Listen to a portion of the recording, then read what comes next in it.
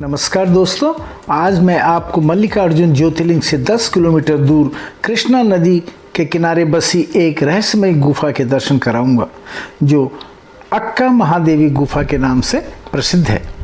पिछले हफ्ते मैंने आपको श्री शैलम पार्ट 1 में मल्लिकार्जुन ज्योतिर्लिंग के दर्शन कराए और आज मैं आपको श्री शैलम पार्ट 2 के अंतर्गत अक्का महादेवी गुफा के दर्शन कराऊंगा।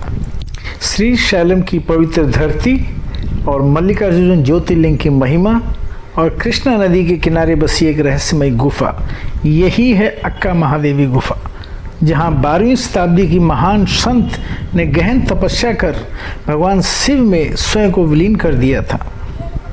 अक्का महादेवी का जन्म कर्नाटक के उदुताड़ी गांव में लगभग 1130 ईस्वी में हुआ और बचपन से ही वे भगवान शिव की अनन्य भक्त थी और उन्हें चैन मल्लिकार्जुन कहकर पुकारती थी।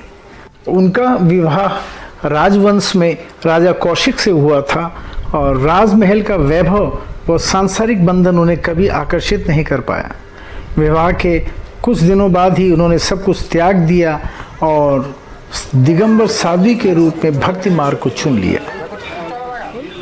साथियों, अगर आपको मेरी इतिहास से भरी धार्मिक वीडियो अच्छी लगती हो तो इन्हें लाइक और शेयर करना ना भूलें और ज़रूर सब्सक्राइब भी जिसने नहीं किया हो वो कर दें।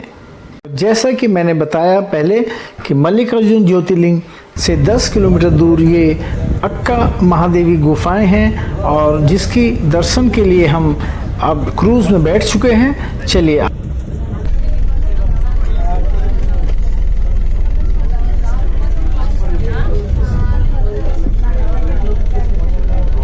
और रास्ते में ही दूर से हमें श्री शैलम बांध के दर्शन भी हो रहे हैं। इसको बाद में मैं अगली वीडियो में डिटेल में बताऊंगा। अब हम 10 किलोमीटर पानी की यात्रा तय करके पहुंच चुके हैं गुफाओं के नज़दीक।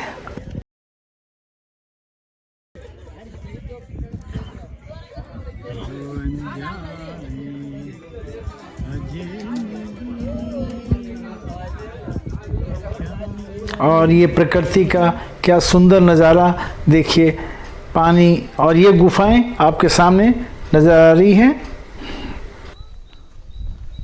महादेवी अक्का अपने जीवन के अंतिम वर्ष में श्री शैलम में पहुंची और यहाँ कृष्ण नदी के किनारे इसी गुफा में उन्होंने ध्यान और तपस्या की।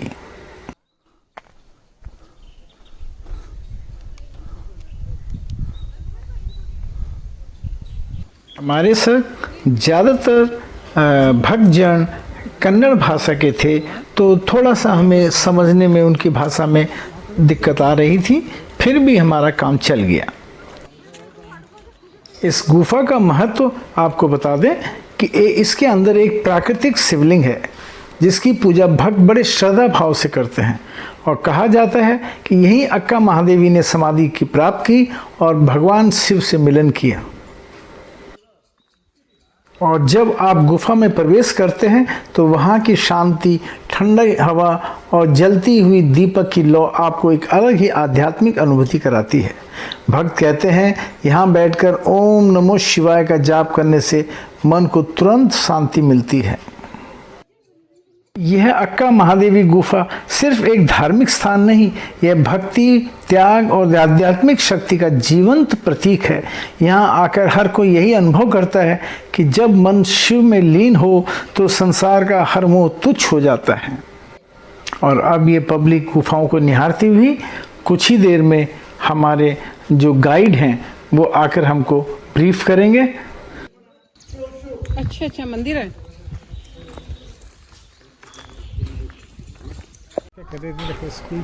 ये बच्चे, स्कूल के बच्चे भी घूमने आए थे और अपना देखने के बाद आनंद लेते हुए। चलो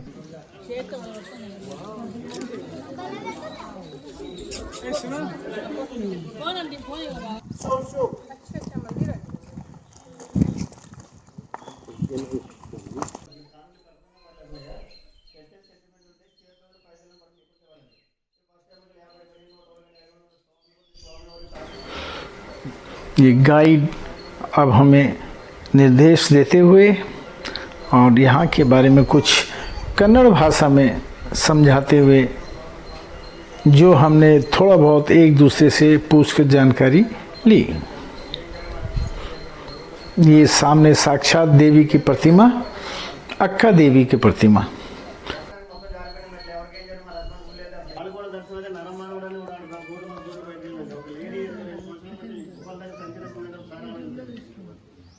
భగవంతుడు ఉన్నాడు అని నిదర్శనం శిలాపురం ఒకటి, ఈ మాత ఒకటి, లోపల పడిన విషయం అద్భుతం అభిషేకం అనేది. ఎందుకంటే భూమంతానికి నీటి జాగం ఎక్కడ కనపడదు, స్వామి నెత్తి మీద పడుతుంటారు. దేవుడు లేడు అన్న మూర్ఖుడు కూడా లోపల దేవుడు కనపడతాడు. ప్రాణిగా చేసుకోవాలనుకుంటాడు. అనుకున్న తక్షణమే తన మంత్రి చేత అక్క మహాదేవి తల్లిదండ్రులకు కౌరు పంపిస్తాడు, మీ అమ్మాయి నేను పెళ్లి చేసుకుంటానని. వాళ్ళు నిరాకరిస్తారు. మా అమ్మాయి కారణ జన్మరాలు, ఈ జన్మకు పెళ్లి యోగం లేదు, ఒక శివయ్యకి అంకితమని చెప్తారు వాళ్ళు. అదే విషయం మంత్రి రాజుగారితో చెప్తే రాజుకి చాలా కోపం వస్తుంది. ఏంటి వీళ్ళు నా రాజ్యంలో బతుకుడు, నేను పిల్లాడదామని నిరాకరిస్తున్నారు, బలవంతంగా సరే అక్క మహాదేవిని తీసుకెళ్ళండి, నేను రాక్షస వివాహం ఆడతానని చెప్పి రాజుభటులు పంపిస్తారు. రాజుభటులు వచ్చినప్పుడు అక్క మహాదేవి తల్లిదండ్రులు బాధపడతా ఉంటారు. ఏంటి మా అమ్మాయి జీవితం రాజీచరలో మర్చిపోవలసిందేనా, మా అమ్మాయి కళ్ళు శివధ్యానం దొరకదా అని. తల్లిదండ్రుల బాధ చూడలేక అక్క మహాదేవి రాజుగారికి వద్దదు, వెళ్ళి రాజుగా మనం పెళ్లి చేసుకుందాం, కాకపోతే నువ్వు 2 షరతులకి అంగీకరిస్తే నేను నిన్ను పెళ్ళాడతానంటారు. అమ్మవారి అందానికి దాసుగా ఏ షరతుకైనా అంగీకరిస్తానంటాడు. మతం మారిపోయే విధానానికి అంగీకరించమని అడుగుతుంది. ఆయన జైన మతస్థుడు, వీళ్ళు వీరశైలు. జైన హెవీగా ఉన్న పర్సన్ అయినా నా బోర్డులో వచ్చిన దర్శనం రిటర్న్ వెళ్ళినోడైతే లేరు. వెళ్ళాలని కోరిక మీ మనసులో ఉంటే ఇది కలద పండితులంట. మీరు అదైనా కూడా మీ భ్రమరాంబాదేవి అంశ వల్ల ఆడపిల్ల పుట్టకూడదని చెప్తుంటారు. అయినా సరే వీళ్ళు పిల్లల పంతులు రత్నపడుతూనే ఉంటారు. కొన్నాళ్ళకి ఆడపిల్ల పుడుతుంది. పుట్టిన వెంటనే మహాదేవుని నామకరణం చేస్తారు. యోగులు సిద్ధులందరూ శివ శరణి అని పిలిచేవారు. अक्का महादेव। अच्छा, और अभी आप क्या बता रहे हैं आगे की? 70 फीट पैदल जाना, ओनली 40 फीट वॉक, 30 फीट का 15 feet down, 15 feet cross, single. हवा थोड़ा आते हैं, डार्क है, बैट से। ये अक्का महादेव मूर्ति है, दिखता ना, 12th century 800 साल इयर्स बैक। मल्लिकार्जुन स्वामी स्वरूप देखने को, शादी करने को, 3 साल से पैदल मल्लिकार्जुन भगवान दर्शन करने के बाद केव में 15 साल तप के जा गए। अक्का महादेव मतलब कपड़ा नहीं है, पूरा सिरबोल डालते। ये माता तपस के प्रतिफल का ब्रह्मरंभ मल्लिकार्जुन स्वामी केव में प्रत्यक्ष हो गए। इधर से नेचुरल शिवलिंग है, श्रीशैल के ज्योतिर्लिंग है। श्रीशैल शिवलिंग हमारा अभिषेक करना, यही शिवलिंग का प्रकृति माता अभिषेक करना, नेचर 365 डेज एक ही ड्रॉप लिंगम पे गिरा था। पानी इधर से या तो कोई आदमी नहीं मालूम है। नारायण है वंडर अद्भुत सुंदर दृश्य। ये भगवान ने 2 हाथ में पकड़ना, सिर 3 बार टच करना, फिर वापस आना। इधर से 2 साधु लोग हैं भगवान पूजा करने की। आपका दक्षिण डाल दो, पैसा हाथ में पकड़ो ले लो, शिवलिंग टच करो दाल, आपका डालना पैसा अन्नदान यूज करते। शू इधर निकालो। अच्छी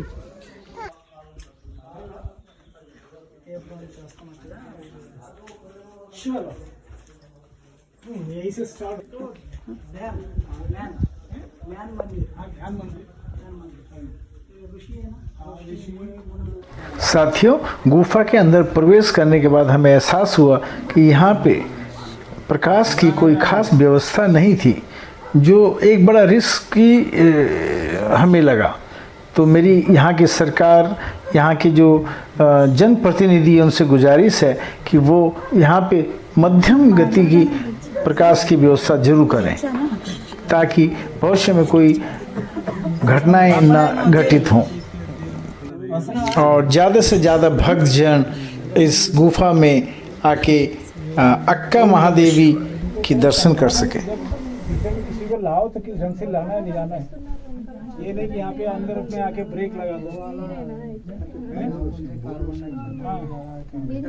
उतने एंट्री तो नीचे से।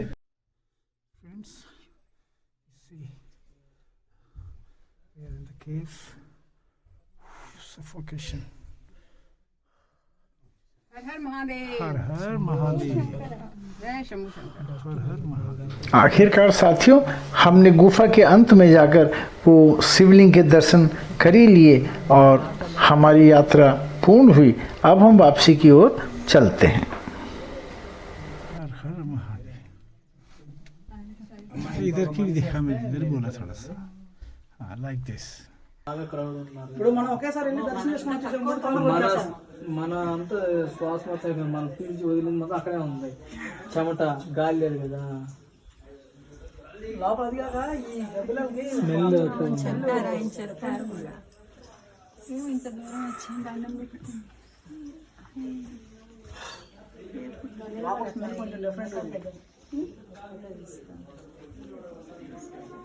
चलो, जय भोले बाबा।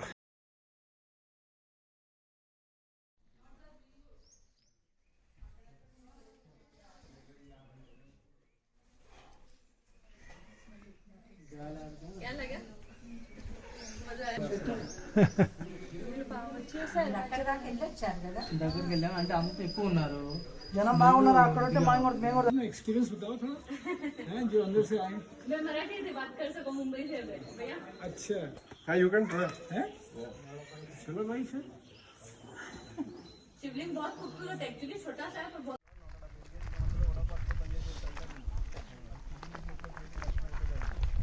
तो पूरा डैम लग रहा है, देखो नेचुरल डैम है।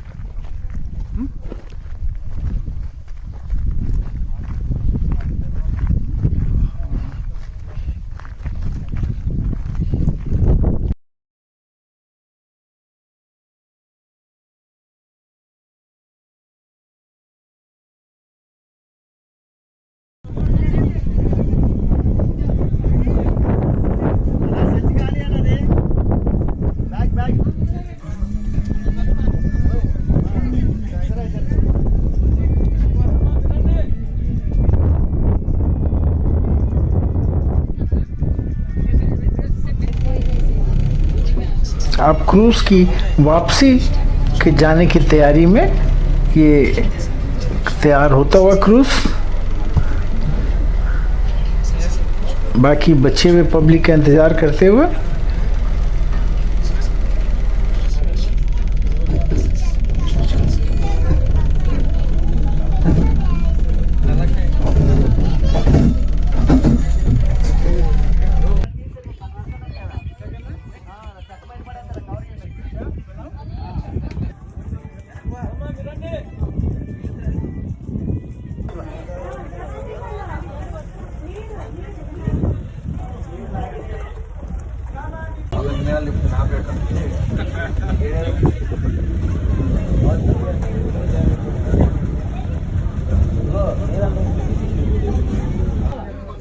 साथियों, अक्का महादेवी केव्स की विस्तृत जानकारी मैंने डिस्क्रिप्शन में दी है, आप वहां भी जाके अपना ज्ञान वर्धन करें।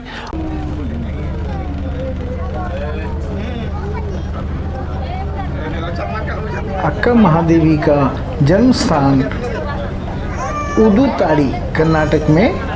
यहाँ अक्का महादेवी की स्मृति में एक मंदिरनुमा स्मारक भी है। लिंगायत भक्त और उनके वचन भक्ति कविता को मानने वाले यहाँ श्रद्धा से आते हैं। अन्य स्मारक भी हैं कर्नाटक में कई हिस्सों में, खासकर बसव कल्याण में अक्का महादेवी के सम्मान में मंडप और छोटे मंदिर बने हुए हैं। धार्मिक और सांस्कृतिक महत्व इनका बहुत है। अक्का महादेवी भारत की महान संत महिलाओं में मानी जाती है। उनके रचे वचन आज भी भक्ति भाव से गाए जाते हैं। वे नारी स्वतंत्रता, समानता और निर्भीक भक्ति का प्रतीक हैं। हर साल श्रद्धालु श्री सैलम गुफाओं और उदुताड़ी जाकर उन्हें नमन करते हैं। आशा है साथियों, अक्का देवी पर बनाई गई मेरी ये वीडियो आपको ज़रूर पसंद आई होगी, और पसंद आई होगी तो मैं एक बार फिर से आपको बोलता हूँ कि इसे शेयर और सब्सक्राइब करना ना भूलें। और फिर मैं बहुत जल्दी पार्ट 3 श्री सैलम लेके आऊँगा। तब तक के लिए अपना विशेष ध्यान रखिए। जय हिंद, जय भारत।